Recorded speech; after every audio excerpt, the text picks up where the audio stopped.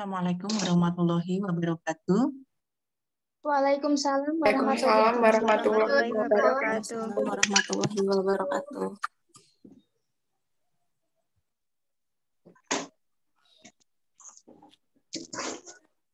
Alhamdulillah ya, di pagi yang cukup cerah ini kita bisa bergabung dalam mata kuliah auditing. Saya harap ya kalian sekarang ini dalam keadaan sehat ya, tanpa kekurangan suatu apapun. Baiklah, sebelum kita masuk ke perkuliahan audit, mari kita berdoa menurut kepercayaannya masing-masing. Berdoa mulai.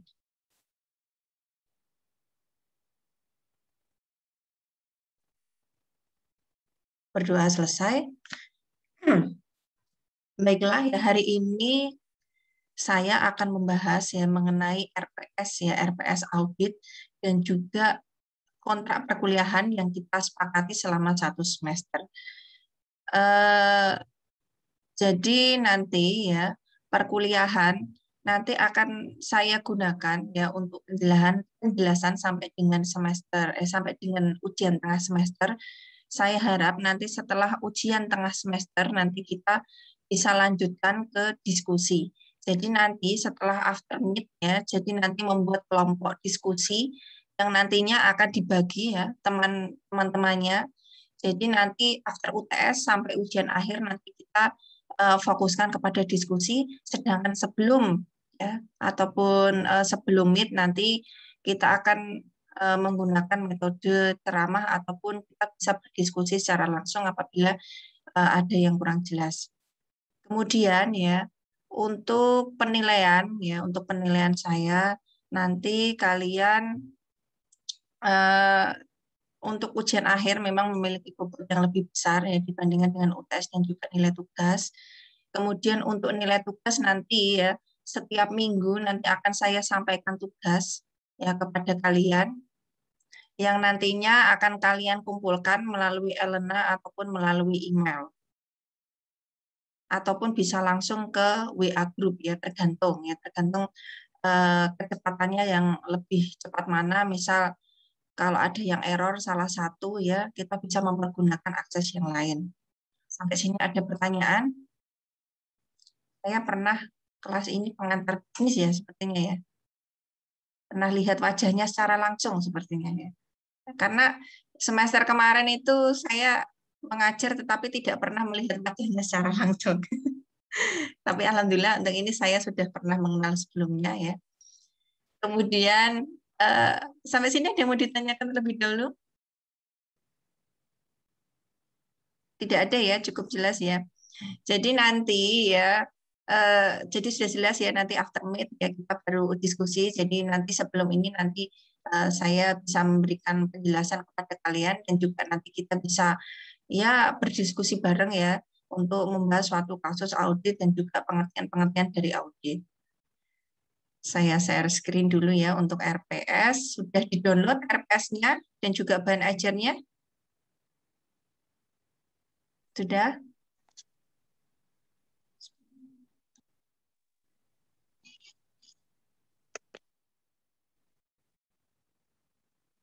Nah, ini ya, ini untuk RPS.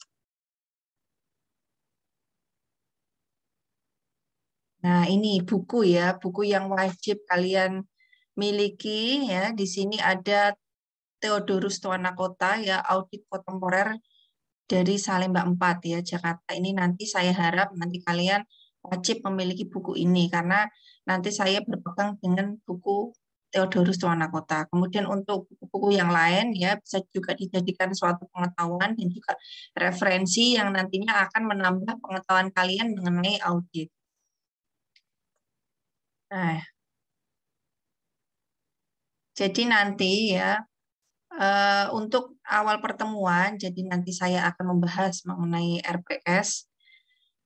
Kemudian ya untuk pertemuan selanjutnya ya, jadi nanti saya akan membahas mengenai kode etik ataupun standar ya, untuk pengembangan profesional berkelanjutan ya hingga tanggung jawab hukum. Jadi dalam hal ini ya auditor itu berperan sebagai pemeriksa laporan keuangan yang telah dibuat oleh ya akuntan, ya akuntan tenaga akuntan, yang nanti laporan keuangan tersebut dapat dipertanggungjawabkan dan juga memiliki akuntabilitas. Ya. Jadi laporan keuangan itu harus bisa diaudit agar apa? Agar laporan keuangan tersebut dapat dipercaya oleh para pihak stakeholder. Jadi ada yang membuat, ya, yang membuat adalah akuntan, yang memeriksa adalah auditor. Nah, ini. Untuk itu, auditor itu memerlukan suatu kode etik, ya, kode etik ataupun standar profesi ataupun pengembangan profesional berkelanjutan, ya, agar auditor ini nanti ya bisa memiliki kearifan profesional dalam menentukan suatu opini audit yang nantinya akan memberikan gambaran kinerja dari perusahaan yang telah melaporkan laporan keuangan. Jadi laporan keuangan ini memang sangat penting sekali karena apa? Karena satu ya, laporan keuangan ini bermanfaat bagi pemiliknya sendiri ya untuk mengetahui kinerjanya seperti apa. Kemudian laporan keuangan ini juga sangat penting ya untuk siapa? Untuk para investor ataupun stakeholder yang berkecimpung di dalamnya. Ini sangat menjadi tanggung jawab bersama bahwa laporan keuangan itu harus bisa dipercaya, ya, andal ya, dan juga reliable. Nah, ini yang menjadi tugas berat dari seorang auditor untuk bisa memberikan ya gambaran dari laporan keuangan setelah laporan keuangan tersebut diperiksa oleh auditor. Kemudian hingga tanggung jawab hukum. Karena apa? Karena auditor itu tanggung jawabnya juga berat. Jadi dalam hal ini dia harus bisa tanggung jawab hukum ya untuk misalnya ada suatu kasus dia bisa menjadi suatu saksi ahli dalam suatu hukum ya. Misalnya ada tindak pidana korupsi ataupun tipikor, ini auditor ini bisa menjadi saksi ahli. Baiklah. Saya rasa cukup jelas ya untuk pembahasan yang ini ya, yang pertemuan kedua. Nanti sekilas-sekilas ya, selayang pandang lah. Ini kemudian untuk proses audit tahap 1, jadi nanti untuk pertemuan ketiga dan keempat, jadi nanti saya akan ya menjelaskan mengenai proses audit tahap 1 itu seperti apa. Jadi seorang auditor untuk menerima ataupun melanjutkan penugasan ya hingga menyelesaikan tahap penilaian suatu resiko. Jadi di dalam audit ya nanti untuk kantor akuntan publik ya ini biasanya memberikan jasa kepada para kliennya itu memiliki dua jasa. Jadi ada jasa assurance ya dan juga jasa non assurance. Jadi untuk jasa assurance itu nanti untuk jasa-jasa audit ya, atau untuk menilai laporan keuangan, sedangkan untuk jasa non assurance biasanya lebih mengarah kepada bimbingan teknis dan juga jasa yang berupa konsultasi ya, misalnya konsultasi pajak dan lain sebagainya. Ini bisa menggunakan jasa dari kantor akuntan publik. Jadi kantor akuntan publik ya, mulai dari menerima atau melanjutkan penugasan ini harus bisa ya memberikan suatu pertimbangan yang nantinya bisa menerima perikatan tersebut atau tidak. Apabila perikatan itu sudah terpenuhi ya, maka bisa penugasan itu bisa diselesaikan hingga sampai tahap suatu penilaian resiko. Ini untuk pertemuan 3 dan keempat. Kemudian, nah ini nanti kita akan belajar ya untuk pertemuan kelima itu mengenai proses identifikasi. Jadi kerja auditor itu ya bisa untuk memproses suatu identifikasi dan juga penilaian resiko ya. Jadi auditor itu menilai resiko bawaan ataupun resiko signifikan. Nanti akan saya jelaskan di pertemuan kelima.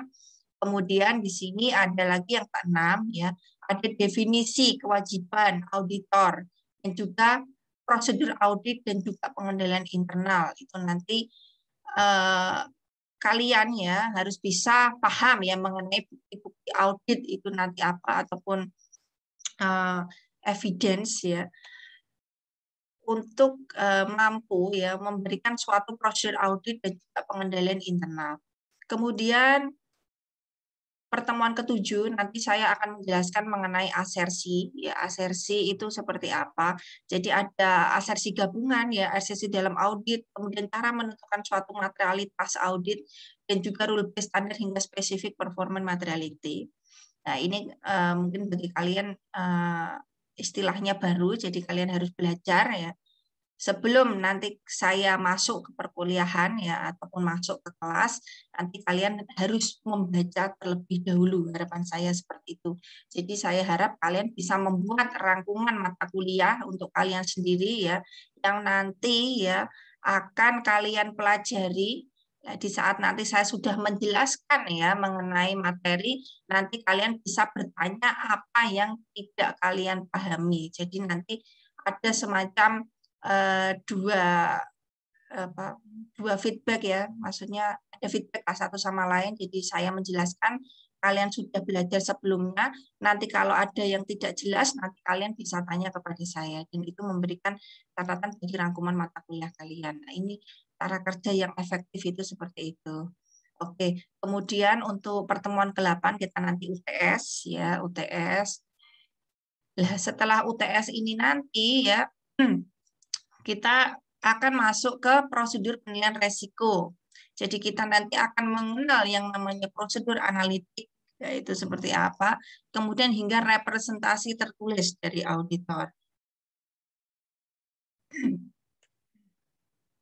Kemudian untuk pertemuan selanjutnya, yaitu pertemuan yang ke-10, jadi nanti kita akan ya membahas mengenai resiko audit ya ataupun yang disebut dengan audit risk itu seperti apa, dan juga bagaimana internasional standar audit ya, atau ISAS untuk entitas kecil.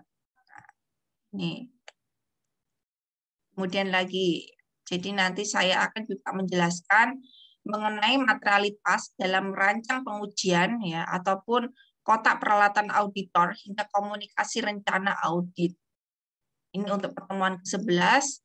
Kemudian untuk pertemuan ke-12, jadi nanti saya akan yang menjelaskan mengenai prosedur substantif, kemudian bagaimana prosedur substantif itu dijalankan oleh seorang auditor, dan juga bagaimana auditor untuk melakukan konfirmasi terhadap kesesuaian laporan keuangan kepada pihak eksternal.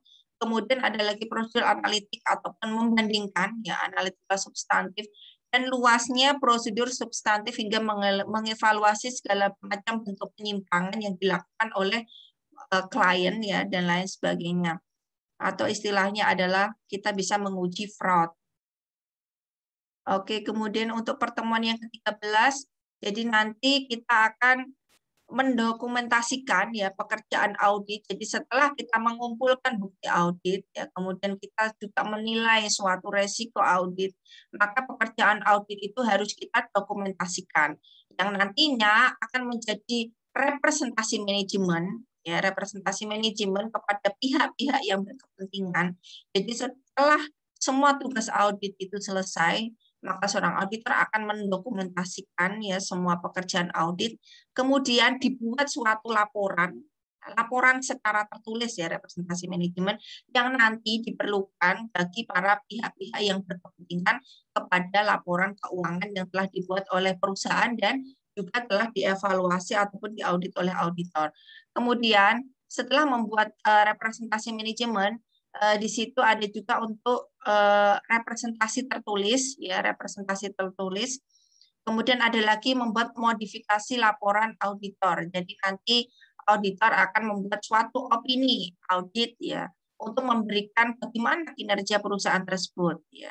Apakah laporan keuangan tersebut adalah wajar tanpa pengecualian ataupun WTP ya, opini ya. Ini opini yang dinanti-nanti dari pekerjaan audit ya oleh klien itu biasanya opininya nanti seperti apa. Kalau memang bagus ya berarti wajar tanpa pengecualian atau WTP, atau WDP wajar dengan pengecualian, ataupun tidak mengeluarkan pendapat ya, atau disclaimer ya, ataupun berpendapat tidak wajar. Nah, ini nanti akan kalian pelajari kalau sudah masuk ke pertemuan 13. Kemudian untuk pertemuan yang ke-14, nah ini jadi nanti kalian akan mempelajari bagaimana tren ya, tren setelah dokumentasi selesai ya, kita akan belajar mengenai kasus, bagaimana pengantar ya, tren ataupun isu dalam pemberian jasa akuntan. Karena yang namanya akuntan ya, ini banyak sekali ya, ada akuntan ya dari pihak internal, ada juga dari eksternal. Kemudian ada lagi fungsi pemeriksaan Badan Pemeriksa Keuangan, ini untuk auditor pemerintah, hingga unsur-unsur temuan audit. Jadi dalam hal ini nanti kita belajar mengenai kantor akuntan publik. Ya, kantor akuntan publik ini biasanya akan mengaudit perusahaan-perusahaan yang dalam hal ini mempunyai standar. Standarnya apa? Standar akuntansi keuangan. Yang mengaudit siapa? Yang mengaudit adalah API. Nah, ini sudah catatan. Jadi macam-macam auditor ini memang banyak. Kemudian kalau misalnya standarnya adalah standar akuntansi pemerintahan ya, atau yang disebut dengan SAP, ini kalian dapat mata kuliah akuntansi sektor publik master ini? Belum? Belum ya? Belum, Bu. Oh, belum ya. Jadi untuk standar ya, untuk standar akuntansi pemerintahan, maka yang mengaudit adalah dari Inspektorat Jenderal untuk auditor internalnya, kemudian untuk auditor eksternalnya adalah dari Badan Pemeriksa Keuangan. Ya, ini nanti akan saya jelaskan pada saat pertemuan kita yang ke-14.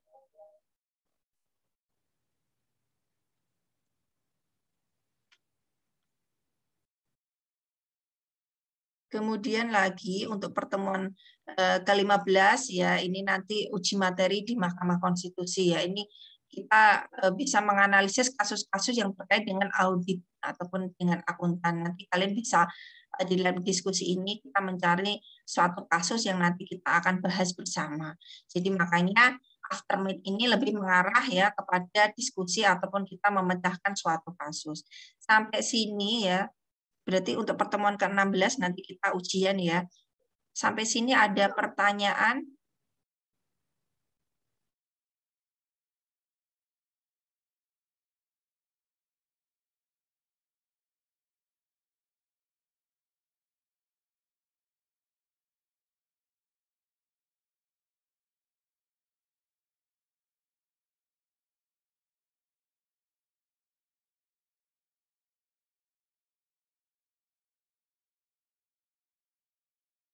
Untuk kontrak perkuliahannya bagaimana?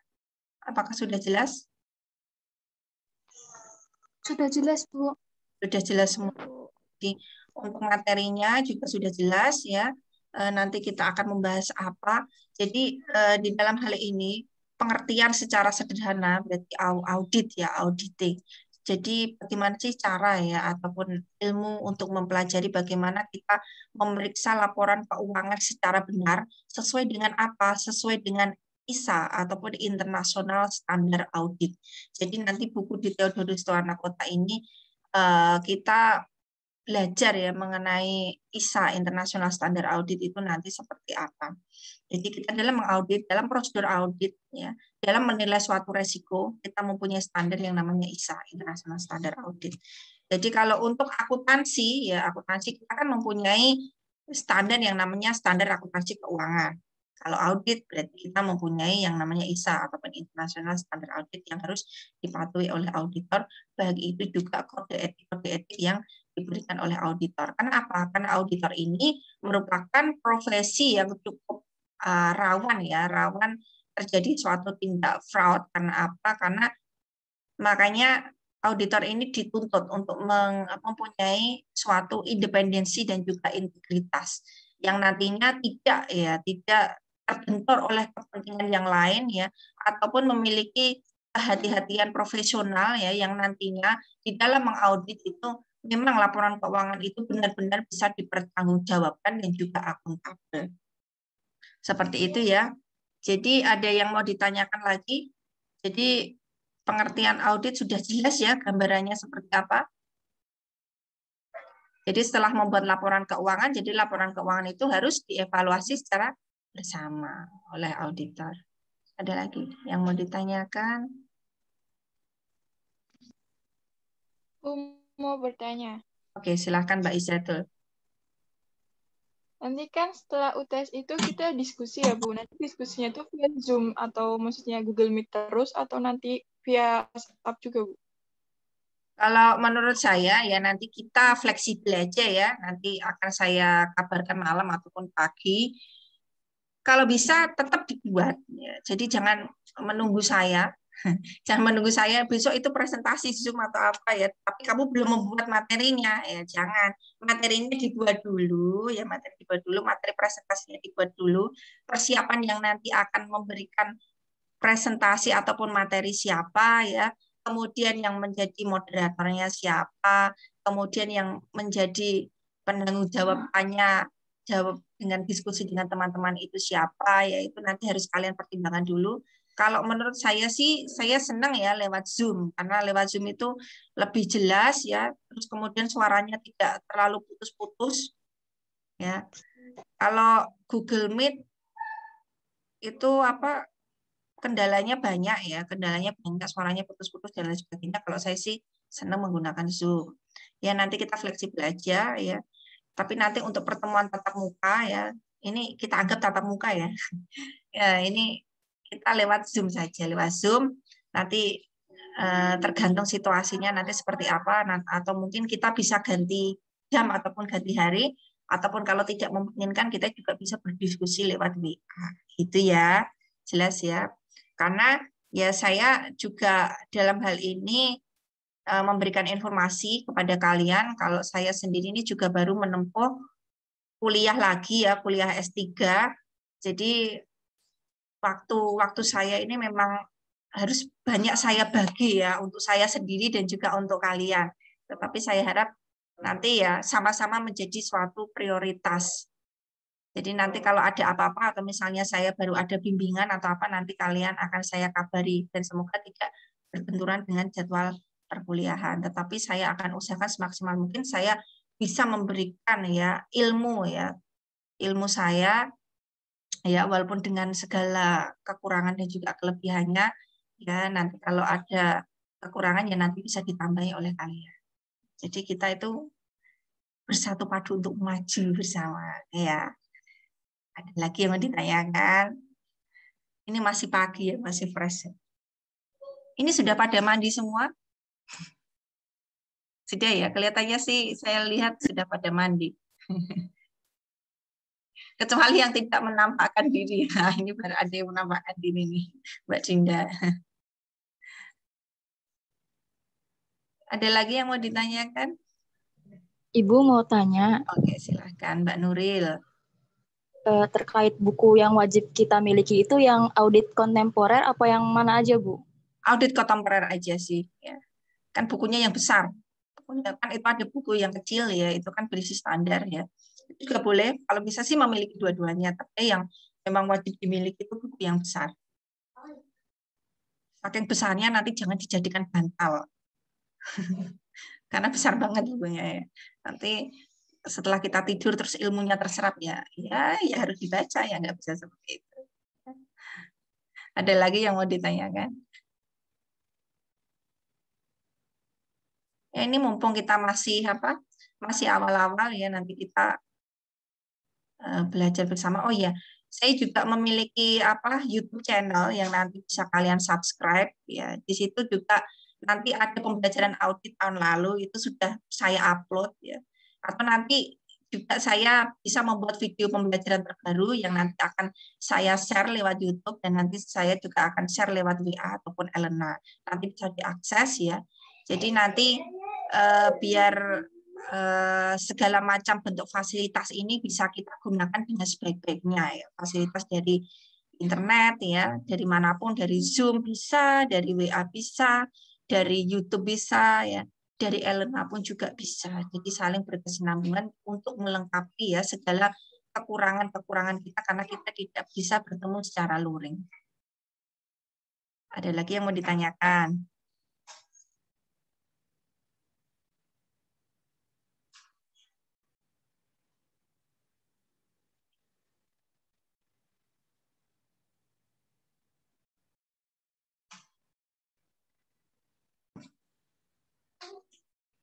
Ada yang mau ditanyakan?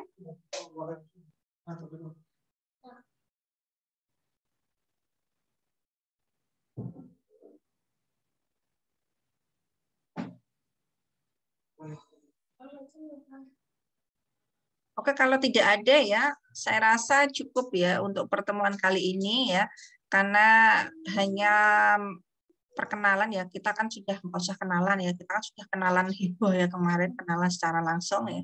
Ini kan kelasnya cukup rajin, ini presentasi ya kemarin ya. Nah, ini saya harap nanti semangatnya masih sama walaupun kita tidak bertemu secara luring ya.